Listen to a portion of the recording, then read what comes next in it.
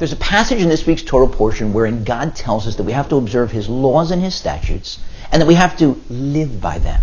The commentators offer a number of different explanations of that phrase. One of them suggests that it's talking about 4 different types of existence. The first, people who are observing the commandments in our daily lives. The second, someone who survives a near-death experience and then re-begins observing the commandments with renewed enthusiasm. The third is someone who's choser l'tshuva, a Baal tshuva, who begins observing commandments that he or she wasn't observing previously. And the fourth refers to a completely spiritual existence, the life of the soul after death in the world to come. Interestingly, the last 3 reflect back on the first. The last 3 are obvious examples of change. The person who cheated death, the Baal tshuva, the soul up in heaven in the world to come. Those are changes, easy to spot. But the first one, us, observing the commandments in our daily lives, that's not as easy to spot, but that's the goal. The Torah, Jewish law, regulates every aspect of our existence. How we get up in the morning, how we get dressed, how we put our shoes on. Right shoe first, then left, tie the right, beginning and ending on the right. How we cut our nails. That's tougher to explain. Ask your local rabbi. What can and can't go into our mouth. Forbidden and permitted food and drink. What can and can't or should or must come out of our mouths. Forbidden speech versus mandatory speech or prayer.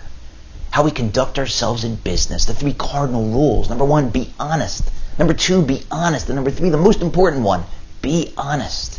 How we interact with each other. How we spend our money giving charity, making loans to those in need. How we spend our time visiting the sick, lending a helping hand, volunteering. Our intimate relations. Everything's regulated. Not because God is OCD and needs to be in charge of everything, but because He's giving us countless opportunities during our daily existence, not just to get closer to Him, but to change, to improve, to become more sympathetic, more empathetic, kinder. If you're the same person at 30 that you were at 20, you've wasted 10 years. If you're the same person at 40 that you were at 20, you've wasted 20 years. And it only gets worse the longer you wait to start changing. I spent 2 years in yeshiva in Israel, in between college and law school. And to paraphrase someone who wrote me a letter about an inspiring trip that he went on to Israel, the guy who unpacked my luggage was not the same person as the one who had packed it. And no, it wasn't my mother who had packed and unpacked me. It was me.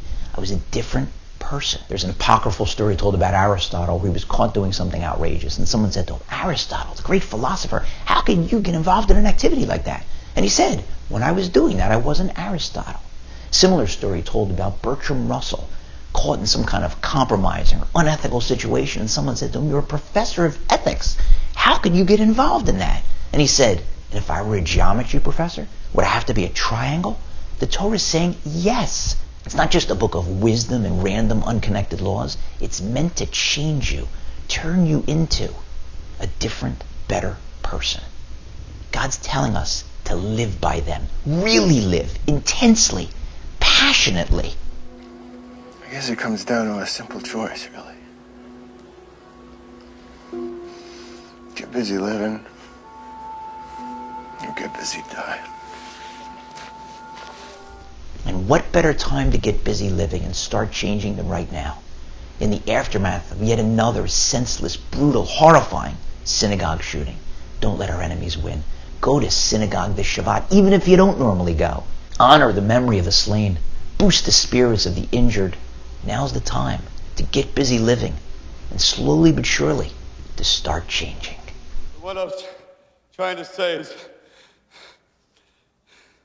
that if I can change, Я думаю, что каждый... everybody should change. Каждый может измениться.